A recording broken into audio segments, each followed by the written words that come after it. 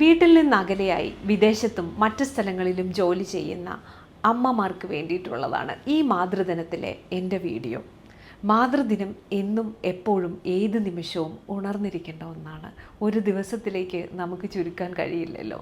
പക്ഷേ എന്നാലും ചുറ്റും നിന്ന് ഈ മാതൃദിനം വർഷത്തിലൊന്നായി ആഘോഷിക്കുന്ന ആളുകളെ നമുക്കൊന്ന് നമ്മുടെ മനസ്സറിഞ്ഞൊന്ന് സപ്പോർട്ട് ചെയ്യാം.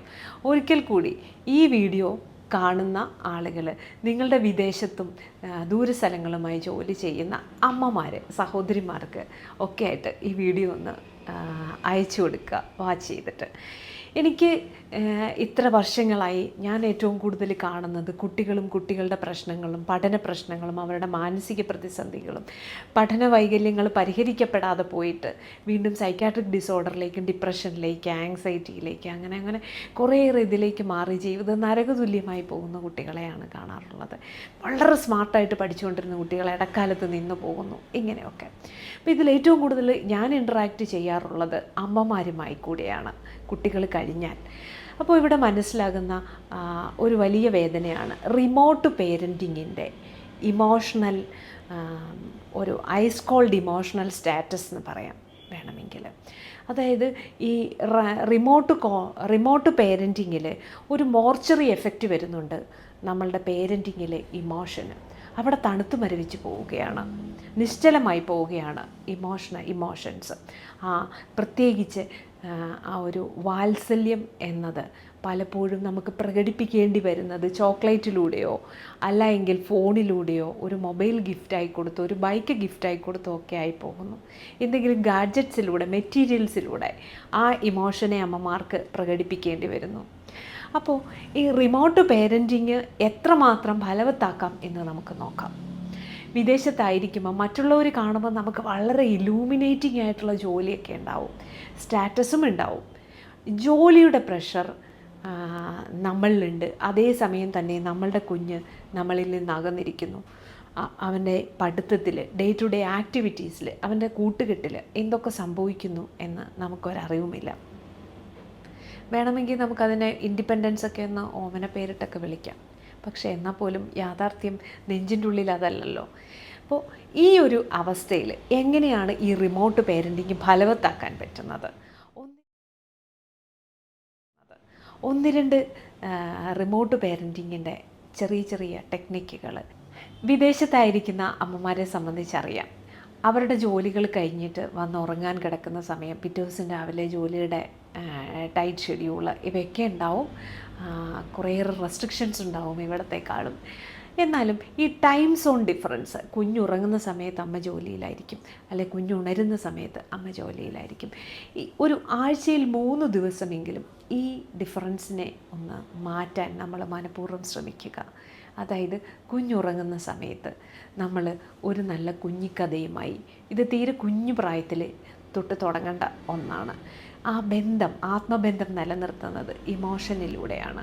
ആ ഇമോഷനെ കണക്ട് ചെയ്യുന്നതായ രീതിയിൽ നല്ല കുഞ്ഞിക്കഥകൾ, അമ്മയുടെ ആ സ്നേഹം പറന്ന് കുഞ്ഞിൻ്റെ അടുത്ത് എത്തുന്നത് വിധത്തിൽ, കുഞ്ഞിൻ്റെ ഓഡിറ്ററി സെൻസേഷനിലൂടെ അമ്മയിൽ നിന്നുള്ള ആ കഥ കുഞ്ഞിലേക്കും എത്തുന്നു.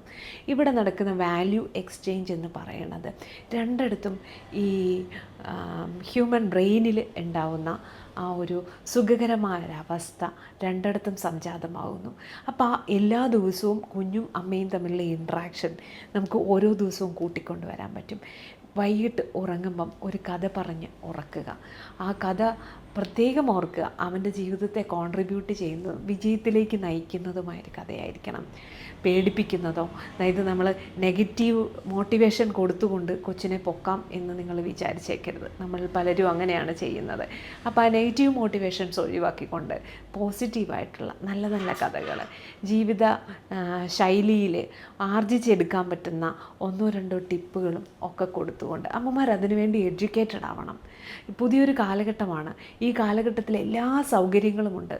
ഇത് നന്മയും തിന്മയും നല്ലതും ചീത്തയും എല്ലാം. പക്ഷേ ഇത് വിവേചിച്ചറിയാനും അതേപോലെ തന്നെ ഈ അമ്മയുമായുള്ള ബന്ധം ഊഷ്മളമായി നിലനിർത്താനും കുഞ്ഞിനെ സഹായിക്കുക എന്നതാണ് ഓരോ അമ്മയുടെയും ജോലി.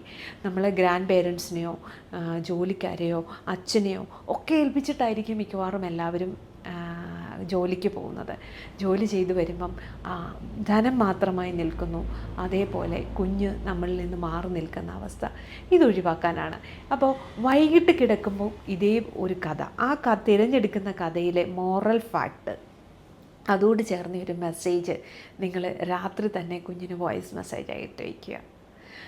അപ്പോൾ രാവിലെ എഴുന്നേൽക്കുമ്പം അച്ഛനോടോ ഗ്രാൻഡ് മദറിനോടോ അല്ലെങ്കിൽ ഗ്രാൻഡ് പേരൻസിനോടോ ആരാണോ കുഞ്ഞിനെ കെയർ ടേക്ക് ചെയ്യുന്നത് ആ കെയർ ടേക്കേഴ്സിനോട് ഈ വോയിസ് ഒന്ന് കേൾപ്പിച്ചു കൊടുക്കാൻ പറയുക.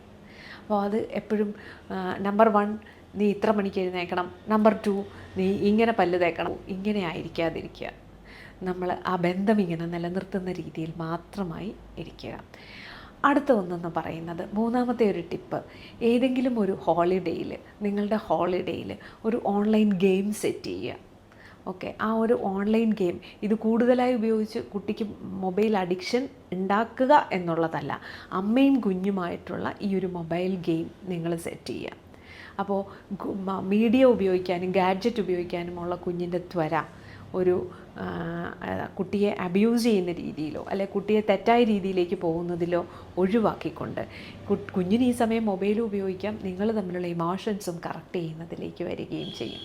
അപ്പോൾ അതേപോലെ തന്നെ നമ്മൾ വളരെ ഫാസിനേറ്റിംഗ് ആയ ഫുഡുകൾ ഓഫർ ചെയ്ത് ഭയങ്കര ഹൈ വാല്യൂ ഉള്ള ബേക്ക് ചെയ്യുന്ന ഫുഡുകൾ, കേക്കുകൾ അങ്ങനത്തെ ഓഫർ ചെയ്യുന്നതിന് പകരം ഈ സമയം നാച്ചുറലായി തന്നെ പല ആൻറ്റി ഓക്സിഡൻസും ഒമേഗ 3 പോലുള്ളതൊക്കെ കിട്ടുന്നതായിട്ടുള്ള സീഡ്സ്, നട്ട്സ് ഒക്കെ കുഞ്ഞിന് ഓഫർ ചെയ്തുകൊണ്ട് അതിൻ്റെ ഒരു ഫാസിനേറ്റിംഗ് ലോകത്തേക്ക് കൂടി കുഞ്ഞിനെ കൊണ്ടുവരാൻ നിങ്ങൾ ശ്രദ്ധിക്കുകയാണെങ്കിൽ, അപ്പോൾ നമ്മളുടെ നെഞ്ചിൽ കിനിഞ്ഞ മുലപ്പാൽ അത് ഓരോ ദിവസവും അവനിലേക്ക് അല്ലെ അവളിലേക്ക് എത്തുന്ന വളരെ സുഖകരമായൊരു കാഴ്ച നിങ്ങൾക്ക് കാണാൻ പറ്റും.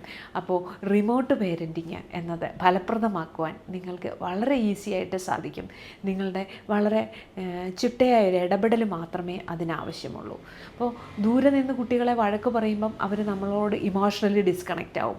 പക്ഷേ ഈ വഴക്ക് പറയാൻ ഉള്ള സ്വാതന്ത്ര്യം നിങ്ങൾ അവിടെ ഉണ്ടാക്കിക്കൊണ്ട് വരേണ്ടത് ഇത്തരം സ്നേഹമസൃണമായ ഒരു ഇടപെടലിലൂടെ ആയിരിക്കും. പിന്നെ മൂന്നാമതൊരാളാണ് എപ്പോഴും കുഞ്ഞിനെ കെയർ ടേക്ക് ചെയ്യുന്നത്. അവരുടെ കണ്ണിലൂടെയും അവരുടെ വാല്യൂ സിസ്റ്റത്തിലൂടെയും നിങ്ങൾ നിങ്ങളുടെ കുഞ്ഞിനെ കാണാതിരിക്കുക. നിങ്ങളുടെ കുഞ്ഞ് എന്താണെന്ന് നിങ്ങൾ തൊട്ടറിഞ്ഞാൽ മാത്രമേ അത് നടപടിയാവൂ. അതുപോലെ തന്നെ കുഞ്ഞിൻ്റെ വെക്കേഷന് കുഞ്ഞിനൊപ്പം നിൽക്കാം എന്ന് വിചാരിച്ച് കുഞ്ഞിനൊപ്പം ഒന്ന് വരിക.